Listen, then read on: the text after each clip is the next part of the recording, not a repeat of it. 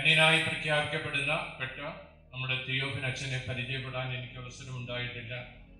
അദ്ദേഹം കൊല്ലത്ത് സേവനം ചെയ്തിട്ടുണ്ട്. 2001 ഏതാണ്ട് ഒക്ടോബർ മാസം 18 കൊല്ലം രൂപതയുടെ മെത്രാനാകുന്നതിനുള്ള അറിയിപ്പ് എനിക്ക് ലഭിക്കുകയുണ്ടായി. അതിന് സമ്മതം അറിയിക്കേണ്ട സമയമായിരുന്നു. എനിക്ക് എന്ത് ചെയ്യണമെന്ന് അറിയാൻ പാടില്ലായിരുന്നു. ഞാനങ്ങനെ ഇവിടെ താമസമുണ്ടായിരുന്ന ഞങ്ങളുടെ പ്രിയപ്പെട്ട ഗുരുനാഥൻ, അദ്ദേഹം 1978 ശേഷം കപ്പൂച്ചിൻ സഭാംഗമായി ഇവിടെ ശുശ്രൂഷ ചെയ്യുന്ന സമയമായിരുന്നു. അങ്ങനെയാണ് ഞാൻ ആദ്യമായി ഇവിടെ വന്നത്. അദ്ദേഹത്തെ കണ്ടു. ഞാനന്ന് ധന്യനായ തിയോഫിനച്ഛൻ്റെ കബറിടത്തിൽ പ്രാർത്ഥിച്ചോ ഇല്ലയോ എന്നൊന്നും എനിക്കിപ്പോൾ ഓർമ്മയില്ല. ഏതായാലും ഇന്ന് ഞാൻ വന്നത് തീർത്തും പ്രാർത്ഥിക്കുന്നതിനും അദ്ദേഹത്തോട് നന്ദി പറയുന്നതിനും തന്നെയാണ്. നിങ്ങൾക്കെല്ലാവർക്കും ഒരുപാട് കാര്യങ്ങൾ വിശുദ്ധനായ ഈ വൈദികനെ കുറിച്ച് പറയാനുണ്ടാവും. അദ്ദേഹത്തിൻ്റെ ശുശ്രൂഷ ഏറ്റുവാങ്ങിയ പലരും ഇവിടെ ഇന്ന് സന്നിഹിതരായിരിക്കും. 3 കാര്യങ്ങളാണ് ഈ ധന്യ ജീവിതത്തെ കുറിച്ച് പറയുവാൻ എനിക്കുള്ളത്. അദ്ദേഹത്തിൻ്റെ എളിമ, വിനീത മനോഭാവം. യേശു പഠിപ്പിച്ചു, ഞാൻ ശാന്തശീലനും വിനീത ഹൃദയനുമാകിയാൽ എൻ്റെ മുഖം വഹിക്കുകയും എന്നിൽ നിന്ന് പഠിക്കുകയും ചെയ്യുവൻ. ആരാണ് സന്യസ്തൻ? വിശുദ്ധനായ ജോൺ പോൾ രണ്ടാമൻ തൻ്റെ അപ്പസ്തോലിക പ്രബോധനം വീറ്റ കോൺസെക്രാത്ത എന്നതിൽ ആദ്യമായി പറയുന്നത് ഇതാണ്: സുവിശേഷത്തിലെ യേശുവിനെ അനുധാവനം ചെയ്യുമെന്ന്. സുവിശേഷത്തിലെ യേശുവിനെ കുറിച്ച് പറയുന്ന 3 കാര്യങ്ങൾ ബ്രഹ്മചാരിയും ദരിദ്രനും അനുസരണയുള്ളവനുമായ യേശുവിനെ അനുധാവനം ചെയ്യാൻ വിളിക്കപ്പെട്ടവരാണ് സന്യസ്തർ. സന്യാസം ആശ്ലേഷിക്കുന്ന സമർപ്പിതർ ഈ ദൗത്യം യാഥാർത്ഥ്യമാക്കാനാണ് തങ്ങളുടെ ജീവിതം വഴി പരിശ്രമിക്കുന്നത്.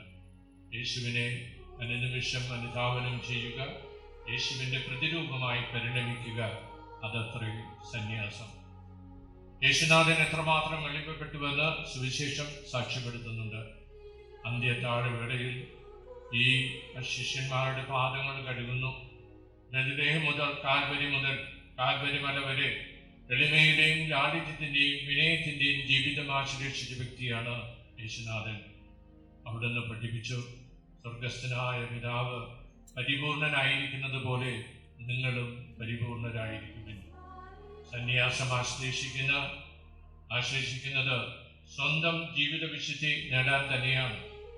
എന്നാൽ സ്വന്തം ആത്മരക്ഷ മാത്രമല്ല, സമർപ്പണത്തിലൂടെ ഏറ്റെടുക്കുന്ന ശുശ്രൂഷ വഴി സ്വന്തം ജീവിതത്തെ ധന്യമാക്കാനും ദൈവജനത്തിന്റെ ജീവിതത്തെ സമ്പന്നമാക്കാനുമാണ്. എത്രയോ പേർക്കാണ് വിശുദ്ധനായ ഈ വൈദികൻ താങ്ങും തണലുമായി ആശ്വാസമായി ഈ ആശ്രമത്തിൽ ജീവിച്ചത്. പാവപ്പെട്ടവരോടും വേദനിക്കുന്നവരോടും പ്രതിബദ്ധത പ്രകടിപ്പിച്ചുകൊണ്ട് അതിന് പ്രത്യേകമായ കാരണമുണ്ടായിരുന്നു. തൻ്റെ ഹൃദയത്തിലെപ്പോഴും മന്ത്രിച്ചിരുന്ന യേശുവിൻ്റെ വചനങ്ങൾ: എൻ്റെ ഏറ്റവും എളിയ ഈ സഹോദരന്മാരിൽ ഒരുവന് നിങ്ങളിത് ചെയ്തു കൊടുത്തപ്പോൾ എനിക്ക് തന്നെയാണ് ചെയ്തത്. കാണപ്പെടുന്ന സഹോദരനെ സ്നേഹിക്കാത്തവന് കാണപ്പെടാത്ത ദൈവത്തെ സ്നേഹിക്കുവാൻ സാധിക്കും. ഈ ദൈവവചനത്തിൻ്റെ അധിഷ്ഠിതമായ തൻ്റെ സമർപ്പിത ജീവിതം അതിൻ്റെ താളം തെറ്റാതെ കാത്തു സൂക്ഷിച്ചതിൻ്റെ ഫലമായി തന്നെ സമീപിക്കുന്ന ഹൃദയം നുറുങ്ങിയവരെ ആശ്വസിപ്പിക്കുന്നതിനും തണലാകാനും അദ്ദേഹത്തിൻ്റെ ധന്യ ജീവിതത്തിന് കഴിഞ്ഞു. അതാണ് ഇന്ന് അനേകരിലൂടെ സാക്ഷ്യപ്പെടുത്തുന്നത്. അദ്ദേഹത്തിൻ്റെ അത്ഭുതങ്ങളും പ്രവൃത്തികളുമൊക്കെ നമുക്ക് വായിക്കാൻ ഇന്ന് ലഭ്യമാണ്. അവിടെയൊക്കെ പറയുന്ന കാര്യങ്ങൾ ഇതുപോലെ പാവപ്പെട്ടവരോട് ഏറ്റവും താല്പര്യം പ്രദർശിപ്പിച്ച വ്യക്തി എന്ന നിലയിൽ തന്നെയാണ്. വിശുദ്ധനായ തിയോഫിനച്ഛൻ്റെ 2 സവിശേഷ ഭക്ത്യാഭ്യാസങ്ങളാണ് ഞാനിപ്പോൾ അനുസ്മരിക്കുന്നത്. ഒന്ന്, ദിവികാരണസ്ഥനായ യേശുവിനോടൊപ്പം അദ്ദേഹം ചെലവിട്ട ആരാധനയുടെ വിശിഷ്ട നിമിഷം. മറ്റൊന്ന്, എല്ലാ ദിവസവും പുരുഷന്റെ വഴിയിലൂടെ യേശുവിൻ്റെ പീഡാസഹനങ്ങളിലൂടെ അവിടുത്തെ അനുധാവനം ചെയ്യുവാൻ സാധിച്ച ധന്യപ്പെട്ട നിമിഷങ്ങൾ. ആ ജീവിതത്തെ ശ്രേഷ്ഠമാക്കിയത്, ഈ ദിവ്യാനുഭവങ്ങൾ പൂവണിഞ്ഞത് പാവപ്പെട്ടവർക്ക് വേണ്ടി അദ്ദേഹം നീക്കിവെച്ച നിമിഷങ്ങളും വിധവയുടെ ചില്ലിക്കാശുകളുമാണ്. ഇത്തരണത്തിൽ ഈ ദിപികാരണസ്ഥനായ യേശുവിനെ ആരാധിക്കുന്ന ഈ വിശുദ്ധനായ വൈദ്യനെ കുറിച്ച് ഓർമ്മിക്കുമ്പോൾ ഞാൻ ഓർത്തു പോകുന്നത് 13-ാം നൂറ്റാണ്ടിൽ വിശുദ്ധ തോമസ് അക്വീനാസ് രചിച്ച ആരാധന ഗീതമാണ്. അദോറോത്തെ ദെവോത്തെ എന്ന് പറയുന്ന ആ ഗാനത്തിലെ 4 വരികളാണ് ഞാനിപ്പോൾ ഓർമ്മിക്കുന്നത്. ബഹുമാന്യനായ ഞങ്ങളുടെ ഗുരുനാഥൻ എമ്മാനുവൽ ഞങ്ങളെയൊക്കെ ലത്തീൻ ഭാഷ പഠിപ്പിച്ച വ്യക്തിയാണ്. ഒരു വർഷത്തെ ലത്തീൻ ഭാഷയ്ക്ക് ശേഷം 2ാം വർഷം ഞങ്ങളെയൊക്കെ പഠിപ്പിച്ചിരുന്നത് ലാറ്റിൻ ക്ലാസിക്സ് ആണ്. അതൊക്കെ ഞാൻ ഇന്ന് കൃത്യമായി ഓർമ്മിക്കുന്നു. സലസ്റ്റ്, സിസറോ, വെർജിൽ ഇതൊക്കെ പഠിപ്പിച്ചതിന് ശേഷം സഭ ഉപയോഗിക്കുന്ന ലത്തീൻ ഭാഷയെക്കുറിച്ചുള്ള പഠനം ഞങ്ങൾക്കുണ്ടായിരുന്നു. ആ അവസരത്തിലാണ് ഈ അദോറത്തെ ദൈവത്തെ എന്ന ഈ ഗാനം തർജ്ജമ ചെയ്യുവാൻ ഞങ്ങളോട് പറഞ്ഞത്. അതിൽ എനിക്കിഷ്ടപ്പെട്ട 4 വരികളാണ് ഞാനിപ്പോൾ അനുസ്മരിക്കുന്നത്. ഈയെ പെല്ലിക്കാനെ യേസു ദോമിനെ മേ ഇമോന്തും മൂന്ത തുവോ സാൻവിനെ പൂയുസ് ഊണ സ്റ്റെല്ല സാൽവും പാച്ചലെ തോത്തും മൂന്തും പിറ്റ് അബോംനി ഷെഡൻ. കർത്താവായ യേശുവേ, നന്മയായ പെലിക്കൻ, അങ്ങയുടെ രക്തത്താൽ എന്നെ കഴുകി വെടിപ്പാക്കണമേ. അങ്ങേ തിരുരക്തത്തിന്റെ ഒരു തുള്ളി മതി ഈ ലോകത്തിന്റെ സകല തിന്മകളും തുടച്ചു മാറ്റുവാൻ. ഏറെ മണിക്കൂറുകൾ യേശുവിൻ്റെ മുമ്പിലിരുന്ന് പ്രാർത്ഥിച്ചിട്ടുള്ള ഈ ധന്യനായ വ്യക്തി പെല്ലിക്കൻ പക്ഷിയുടെ ചരിത്രം തീർത്തും മനസ്സിലാക്കിയിട്ടുണ്ട്. പെല്ലിക്കൻ പക്ഷി തൻ്റെ കുഞ്ഞുങ്ങൾക്ക് ഭക്ഷണമില്ലാതെ വരുമ്പോൾ അതിൻ്റെ ഹൃദയം കുത്തിമുറിച്ച് അതിൽ നിന്നുള്ള രക്തം കൊടുത്ത് അവരെ പോറ്റുമെന്നാണ് ഐതിഹ്യം. അങ്ങനെ യേശുവിനെ പെല്ലിക്കൻ പക്ഷിയായി ചിത്രീകരിച്ചത് തോമസ് അക്വീനാസ് എന്ന് പറയുന്ന വിശുദ്ധനാണ്. കാരണം തൻ്റെ ജീവിതത്തിൻ്റെ അവസാന നിമിഷം വരെ അവസാനത്തെ തുള്ളി രക്തം പോലും മനുഷ്യകുലത്തിന് വേണ്ടി സമർപ്പിക്കുവാൻ അദ്ദേഹം അവിടുന്ന് സന്നദ്ധനായി. ആ മാതൃകയാണ് യേശുവിനെ അനുധാവനം ചെയ്യുന്ന ഒരു വ്യക്തി തൻ്റെ ജീവിതത്തിൽ സ്വീകരിക്കേണ്ടതെന്ന് തീർച്ചയായും തിയോഫിലച്ചൻ വിശ്വസിച്ചിട്ടുണ്ട്. യേശുവിൻ്റെ വചനങ്ങൾ ഇനിയും ഓർമ്മിക്കാം. സ്നേഹിതന് വേണ്ടി ജീവാർപ്പണം ചെയ്യുന്നതിനേക്കാൾ വലിയ സ്നേഹമില്ല. ഇനിയും നമ്മൾ വേദപുസ്തകത്തിലേക്ക് തിരിഞ്ഞു നോക്കുമ്പോൾ ഫിലിപ്പിയർക്ക് എഴുതിയ ലേഖനത്തിൽ വിശുദ്ധ പൗലോസ് യേശുവിൻ്റെ ശൂന്യവൽക്കരണത്തെക്കുറിച്ച് കൃത്യമായി നമ്മെ ഓർമ്മിപ്പിക്കുന്നുണ്ട്. ഇന്ന് ഈ തിയോഫിലച്ചനെ ഓർമ്മിക്കുമ്പോൾ പെല്ലിക്കൻ പക്ഷിയുടെയും യേശുവിൻ്റെ ശൂന്യവൽക്കരണത്തിൻ്റെയും ജീവിതമൊക്കെ ആശ്രയിച്ച അദ്ദേഹത്തിന് ഏറെ നന്മ ദൈവജനത്തിന് വേണ്ടി കാഴ്ചവെക്കുവാൻ സാധിച്ചു. അതോടൊപ്പം ഞാൻ ഇപ്പോൾ അനുസ്മരിക്കുന്നത് 1982 ഒക്ടോബർ മാസം 10 വിശുദ്ധനായ ജോൺ പോൾ രണ്ടാമൻ വിശുദ്ധനായി പ്രഖ്യാപിക്കപ്പെട്ട ഒരു ഫ്രാൻസിസ്കൻ സന്യാസിയുടെ ചിത്രമാണ്. വിശുദ്ധനായ മാക്സിമിലിയൻ കോൾബെ 1941 അദ്ദേഹത്തെ മരണത്തിന് വിധിച്ചു. എന്നാൽ അവിടെ മരണത്തിന് വിധേയനാക്കപ്പെട്ട മറ്റൊരു മനുഷ്യൻ, അദ്ദേഹത്തിൻ്റെ പേര് ഫ്രാൻസിസ് എന്ന് പറയുന്ന പോളിഷ് നെയിമാണ്. എങ്ങനെയാണ് അത് കൃത്യമായി ഉച്ചരിക്കേണ്ടതെന്ന് എനിക്കറിയില്ല.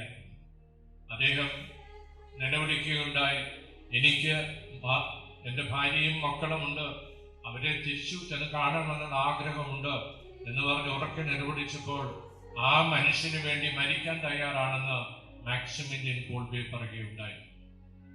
വിശുദ്ധനായി പ്രഖ്യാപിച്ചതിൻ്റെ തിരുക്കർമ്മങ്ങളിൽ പങ്കുചേർന്ന് ഈ മനുഷ്യൻ വത്തിക്കാനിലെ ചത്തുരത്തിലേക്ക് ഇറങ്ങി നിലവിളിക്കുകയായി. അദ്ദേഹത്തിൻ്റെ നിലവിളി കേട്ട് ഒത്തിരി ആളുകൾ ചുറ്റും കൂടി. അപ്പോൾ അത് ചോദിച്ചു, എന്തിനാണ് നിങ്ങൾ കരയുന്നത്?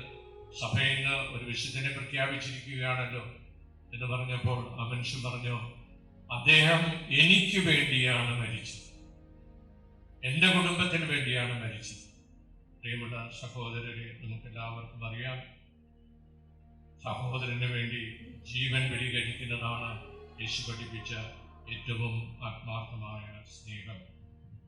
ഒരു സ്ത്രീ ഗലാത്യർക്കെതിരെ ലേഖനത്തിൽ പറയുന്നുണ്ട്, എന്നെ സ്നേഹിക്കുകയും എനിക്ക് വേണ്ടി മരിക്കുകയും ചെയ്തവനാണ് യേശു.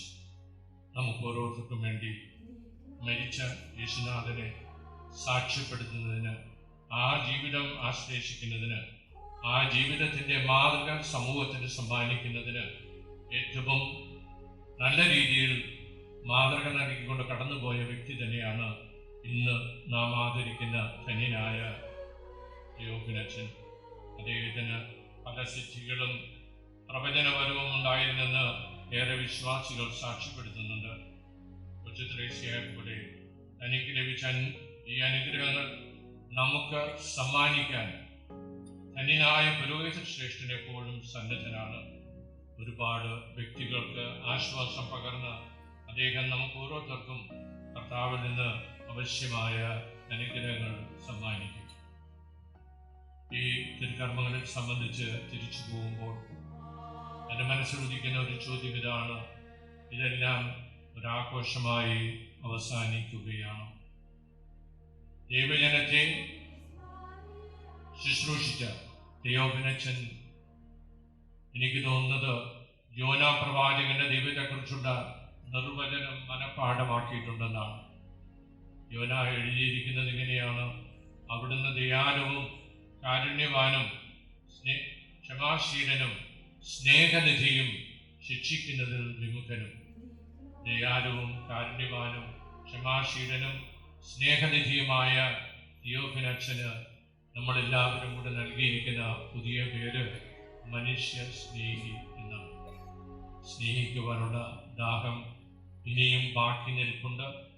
ഇന്ന് നമ്മോട് പറയാൻ ആഗ്രഹിക്കുന്നത് മനുഷ്യനെ, അയൽക്കാരനെ, ശത്രുവിനെ സ്നേഹിക്കുവാനാണ്. ഞാനിപ്പോൾ വയലാറിൻ്റെ വരികളാണ് ഓർമ്മിക്കുന്നത്. മനുഷ്യൻ മനുഷ്യനെ സ്നേഹിക്കുമ്പോൾ മനസ്സിൽ ദൈവം ജനിക്കുന്നു.